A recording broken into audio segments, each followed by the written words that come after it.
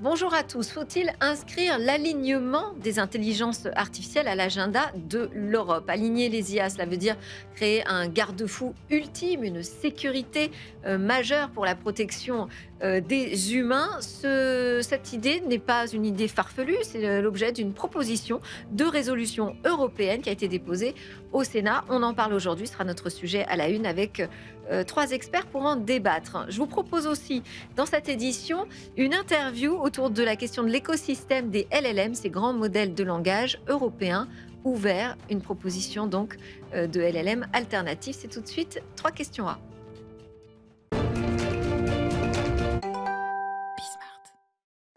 Antoine Bosselu, professeur assistant à l'école Polytechnique fédérale de Lausanne et qui est membre également du comité de pilotage de Swiss AI Initiative, qui porte le projet Apertus, a l'objectif de développer en Europe des LLM alternatifs ouverts au service du bien commun. Il est venu faire passer un message très clair au Tech Show Paris. Nous avons pu lui tendre notre micro juste avant sa conférence. Antoine Bosselu, bonjour. Bonjour. Merci d'être avec nous. Vous êtes professeur à l'École Polytechnique fédérale de Lausanne. Vous êtes également membre du comité de pilotage de Swiss AI Initiative qui a lancé un projet dont vous êtes co-responsable qui s'appelle Apertus et qui vise à développer des LLM pour le bien commun. Alors vous allez nous expliquer ce que ça veut dire pour le bien commun. Ça veut dire répondre à certaines normes éthiques, peut-être environnementales. En quoi ça consiste? Sur quoi vous vous appuyez très concrètement pour décider que ça va être pour le bien commun? Ça dépend un peu de qu'est-ce qu'on décide qui soit ce qu'on met dans le LLM qui est différent par rapport à tous les autres. Ouais. Et c'est quelque chose que nous, on a réfléchi beaucoup. Bien sûr, quand on met plein de ressources pour ce développement, il faut bien savoir quelle est la différence avec ce qu'il y a déjà.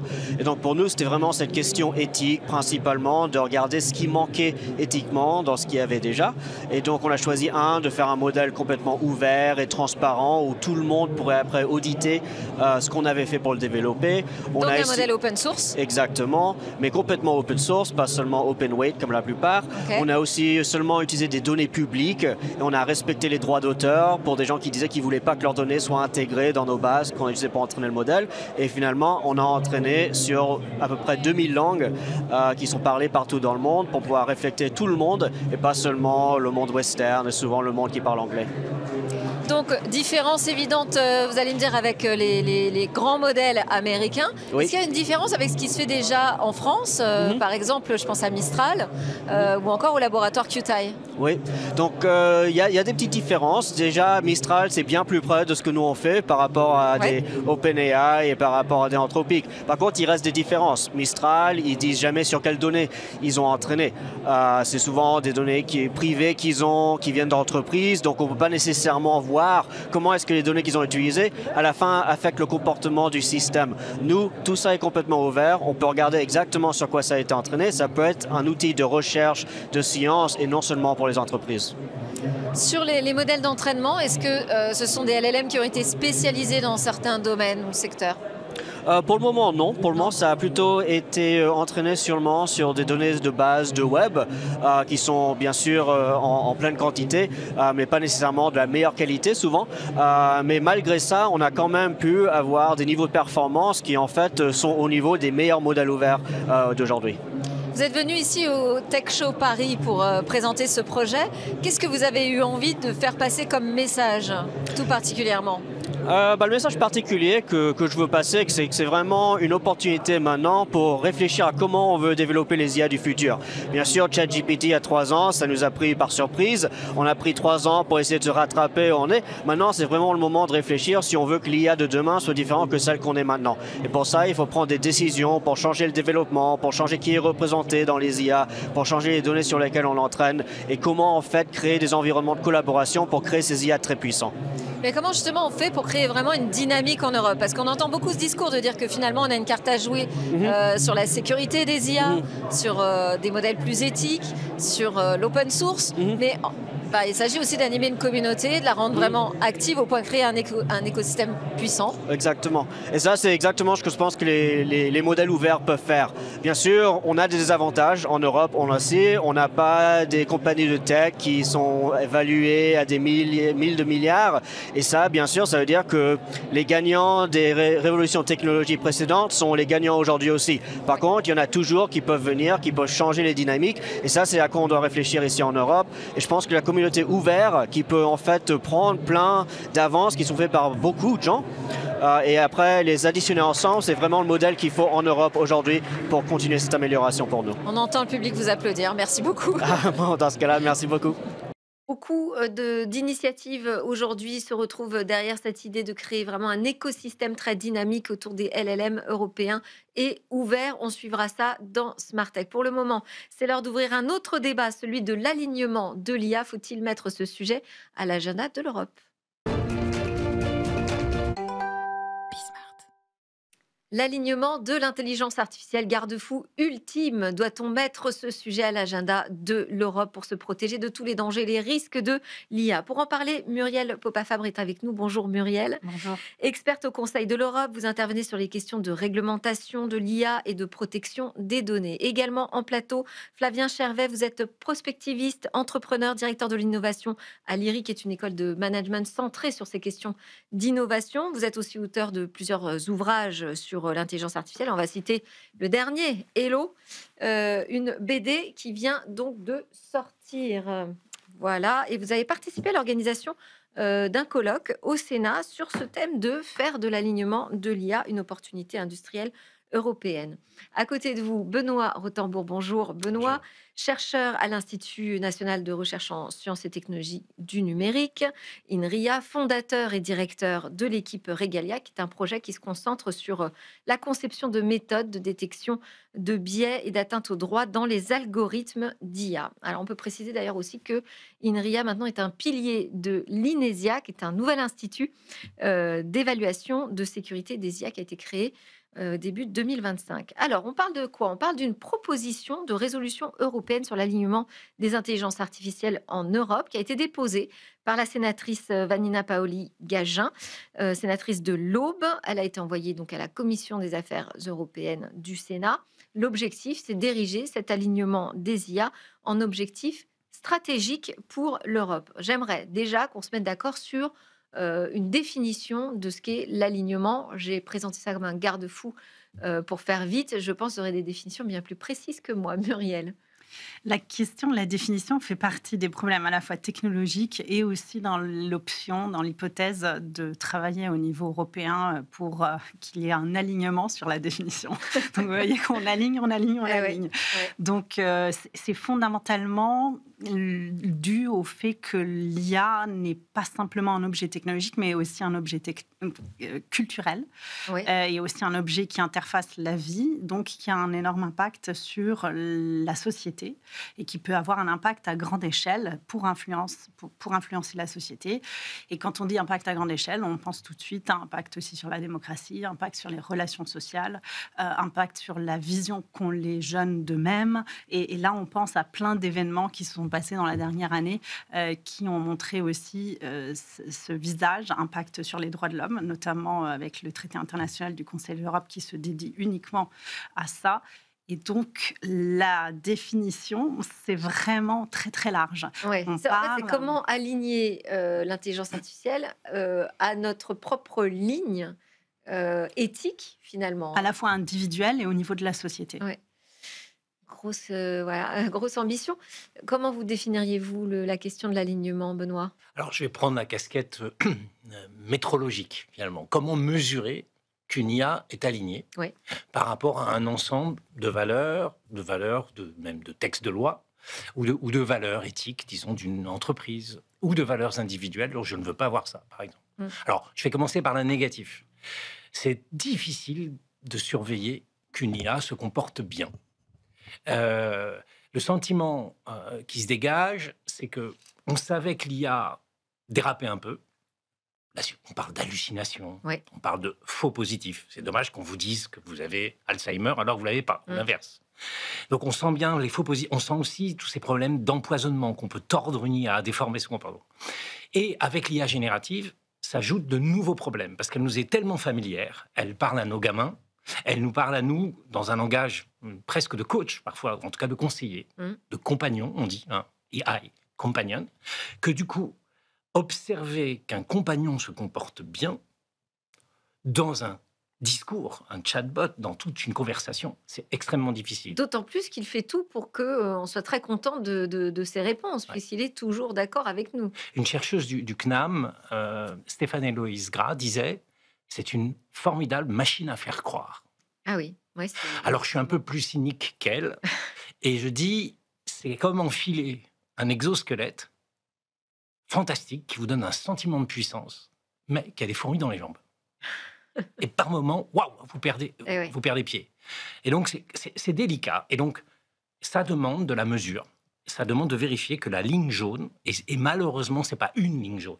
Vous n'avez pas la même, vos enfants n'ont pas les mêmes, tel ou tel texte de loi n'a pas les mêmes, comme des définitions. Qu'est-ce que c'est qu'une vidéo pédocriminelle ? Il faut une définition.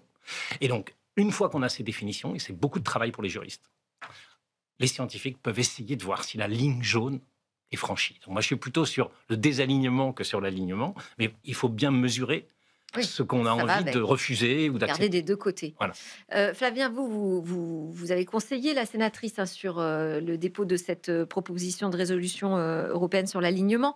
Quelle est votre définition et comment vous pouvez qu'on peut s'en sortir justement sur une définition commune au niveau européen ?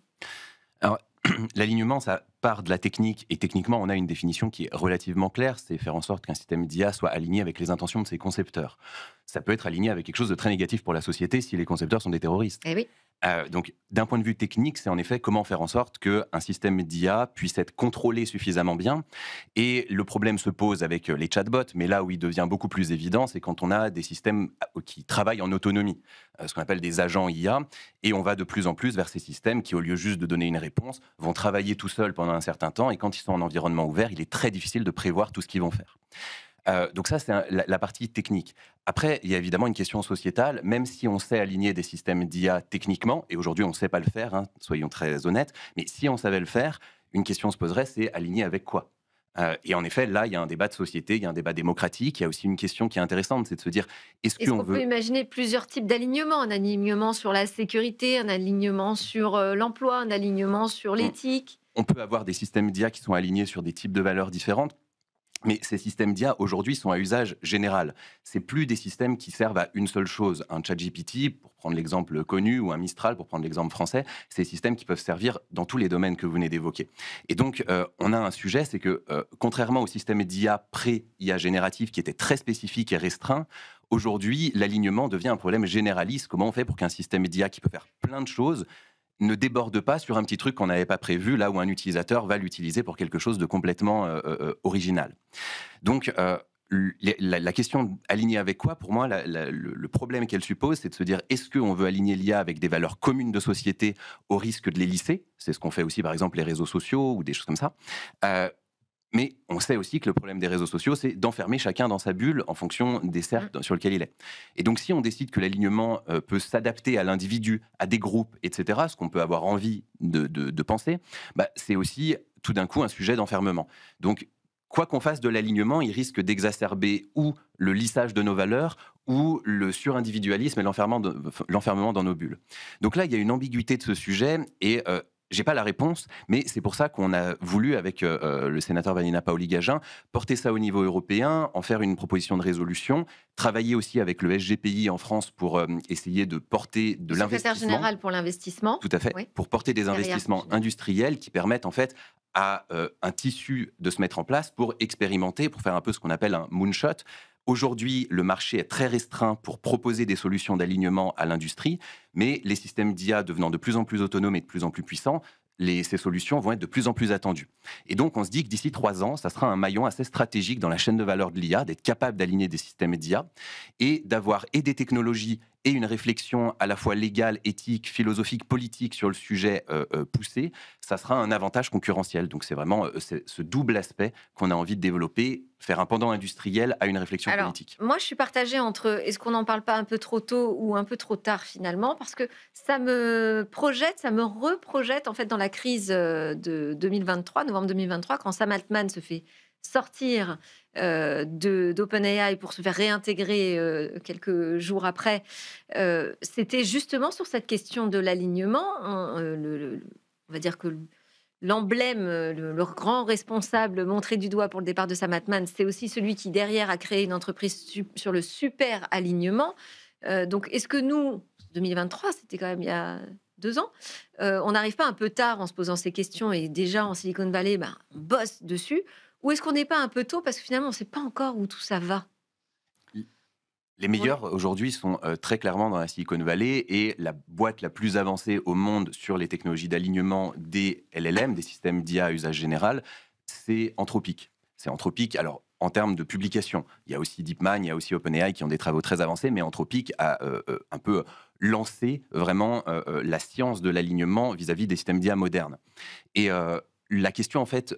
Donc ça veut dire que voilà, c'est déjà lancé. C'est déjà lancé, mais aujourd'hui, par rapport à la course à la performance, la course à l'alignement est très très restreinte. Donc on n'a pas besoin de la même surface financière pour jouer dans la même cour que ces géants-là. Vous voulez dire qu'on peut créer des géants sur l'alignement assez rapidement en Europe parce que ça ne demande pas autant de débauche et d'énergie vraiment physique d'argent.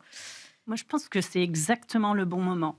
Parce qu'il y a une prise de conscience au niveau européen de la nécessité de convergence pour un nouveau marché européen et que l'Europe puisse devenir le barycentre de confiance globale sur l'échiquier digital international. Et moi, j'aimerais bien croire ça, mais je me dis, comment est-ce qu'on peut incarner la confiance quand on n'est pas à la tête aujourd'hui des grandes entreprises d'IA? Moi, je pense qu'il y a dans la partie technologique et parfois pas la plus chronophage. Et donc, je pense qu'on a déjà depuis 2019 au Conseil de l'Europe et de façon générale, même au niveau des standards industriels, un travail de fond sur comment les droits fondamentaux peuvent être évalués dans un système d'IA. Donc, quelque part, notre avance est étonnamment une avance qui est réglementaire, mais qui a déjà fait le passage du discours intellectuel et du travail dans les standards industriels sur qu'est-ce que c'est un standard socio-technique. Donc, cette alliance entre la préoccupation de l'impact sur un droit de l'homme, sur un droit fondamental européen, et la technique. Donc, je ne suis pas sûre qu'on soit si en retard que ça. Par contre, je suis certaine que la Chine a publié en octobre 2023 son premier standard industriel sur l'alignement de l'IA en Chine. Et il est extrêmement détaillé. Et il donne exactement les pourcentages de déviation qu'on peut avoir par rapport à une quinzaine de paramètres, parce la Chine s'est rendu compte qu'il s'agissait d'un outil qui allait non seulement savait que c'était un outil persuasif, comme on le sait d'un point de vue technologique, mais aussi que c'était quelque chose qui pouvait avoir un impact sur l'information à grande échelle. Donc la question de l'intégrité de l'information a tout de suite été le premier passage à l'acte dans la gouvernance de l'IA en Chine. Et quand vous entendez le mot alignement, donc j'ai l'impression que vous êtes en tout cas aligné sur l'importance que ça recouvre et le coup à jouer peut-être pour l'Europe.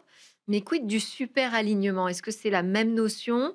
Est-ce que c'est l'étape d'après? Alors, c'est pas la même notion parce que... Benoît, oui. J'ai envie de faire un peu le vieux cynique là-dessus. Je crois que le terme super alignement, c'est quand même du marketing. C'est de l'incantation, on va dire ça poliment. Voilà. Mais c'est mon point de vue. À l'inverse, je pense qu'un alignement par morceau, par cible, les droits fondamentaux, la non-manipulation, les droits du commerce, il n'y a pas que les droits fondamentaux aussi. Je disais la cybersécurité. Voilà. Ou le non, par exemple, est-ce qu'une IA peut être empoisonnée à travers le message? Est-ce qu'une IA peut trahir ses données d'entraînement? Toutes ces questions, mais il y en a beaucoup. Mais elle demande, pour être bien posée, elle demande de regarder le domaine aval sur lequel l'IA s'applique. Et auquel cas, ça fait déjà beaucoup de rails pour faire de l'alignement. Et moi, je pense aussi que c'est le bon moment, parce que beaucoup des premières promesses C'est quand même 3 ans, ChatGPT, maintenant. Oui. Et on nous disait, je ne sais pas si vous vous souvenez, mais ça va être vite corrigé, les petites hallucinations, là. Non, ça n'est toujours pas corrigé. J'ai demandé votre âge à Grok, à ChatGPT et à Le Chat hier. Okay. J'ai eu quand même un écart de 3 ans. Sur votre âge. Oui. Et je vous dirai pas si. Moi, comme j'ai pas votre âge. J'ai reçu un invité qui lui a été déclaré mort par toutes les intelligences artificielles génératives. Donc vous voyez, il y a pire. Mais ça fait 3 ans qu'on nous promet que ces problèmes-là devraient être corrigés. Ouais. Et donc, vous pouvez pas écouter des discours de la même personne qui vous promet quelque chose qui n'est pas tenu d'un côté et qui vous dit qu'il est en train de fabriquer un truc génial de l'autre. Ouais. Donc, si on fait un petit peu attention, tout ça, c'est quand même des freins vers l'adoption.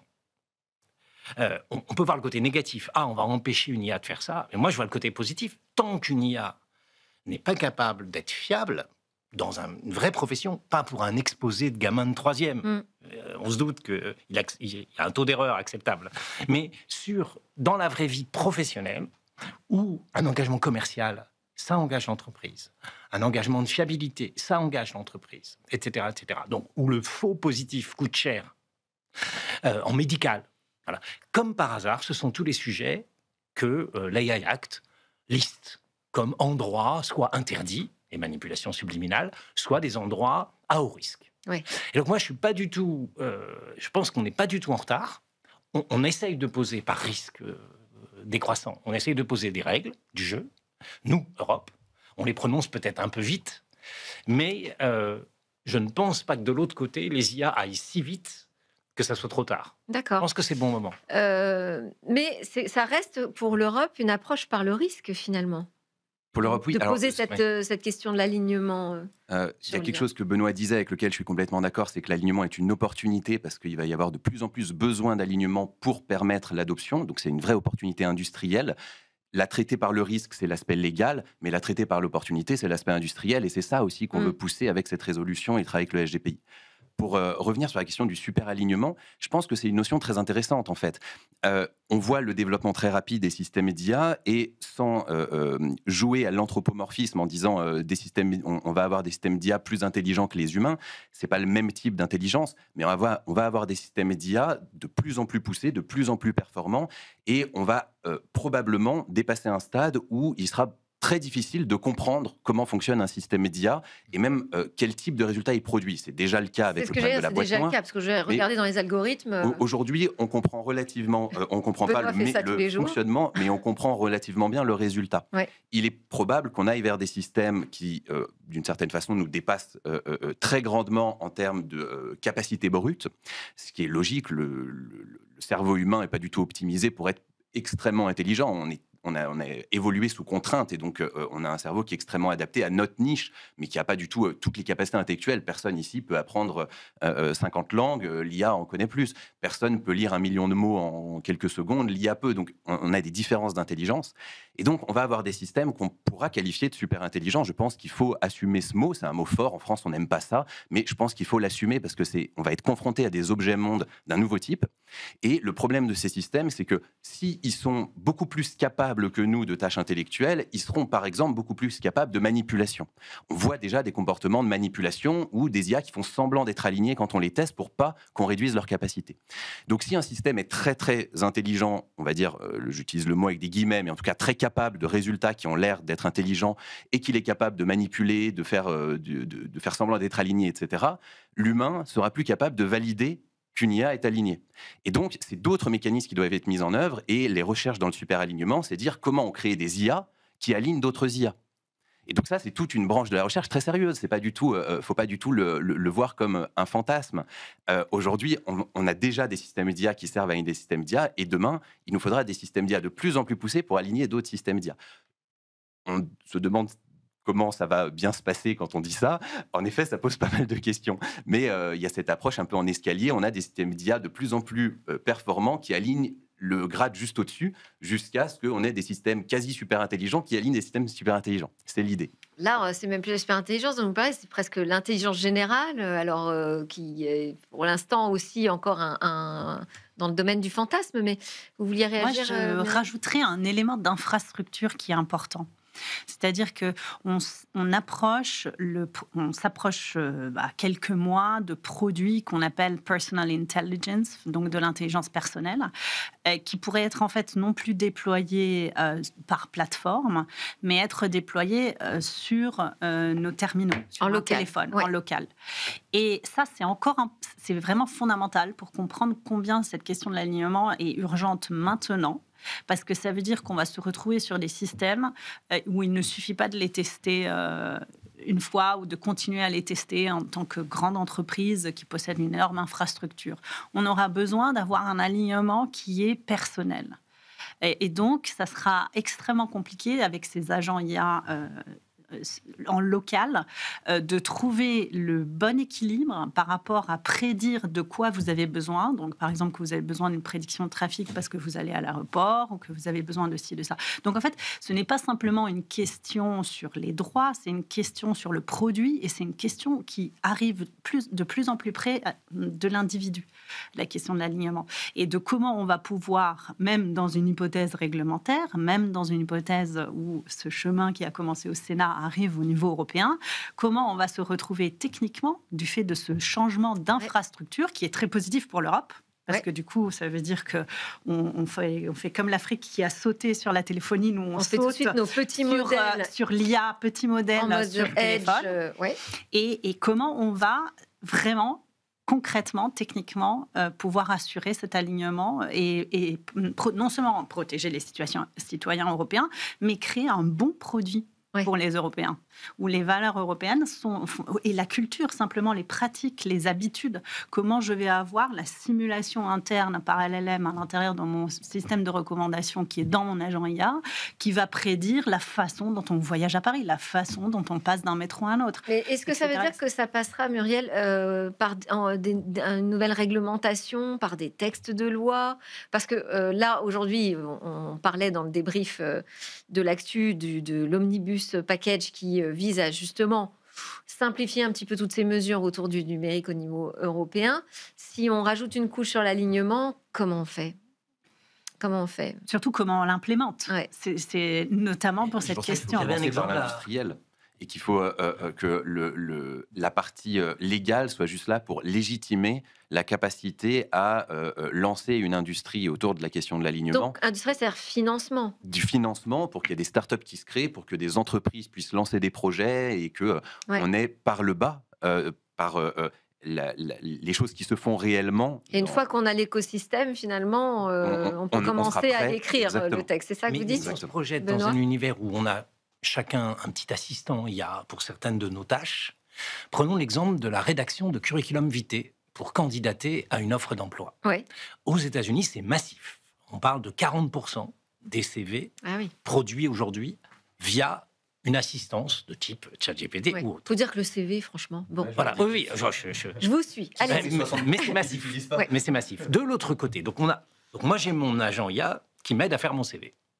De l'autre côté, l'assistante RH qui me recrutera, peut-être, a elle-même son assistant IA qui trie. Qu'est-ce qu'on a montré? Que les assistants IA de ChatGPT favorisent les CV écrits par ChatGPT. Quelle horreur! Vous voyez? Donc, c'est rien ça. C'est pas, je suis pas du tout en 2040. Oui, c'est aujourd'hui.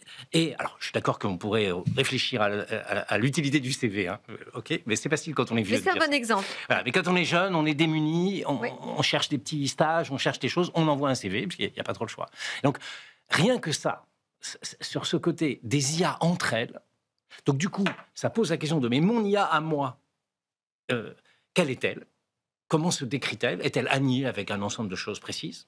Et puis de l'autre côté, l'IA de celui qui veut m'employer, quelle est-elle et comment, etc. Vous voyez qu'on est, dès qu'on est sur des agents qui se parlent, et ça, c'est en train d'arriver. Et on est vraiment, c'est vraiment le sujet majeur qu'on doit traiter, donc avec urgence. Moi, c'est ça que je retiens de nos échanges. Merci beaucoup à tous les trois. Muriel Popafab, experte au Conseil de l'Europe, Benoît Rothenbourg, chercheur dans l'équipe Regalia à INRIA, et Flavien Chervet, auteur et analyste en IA. Merci beaucoup à tous de nous avoir suivis. C'était Smart Tech. On se retrouve très vite.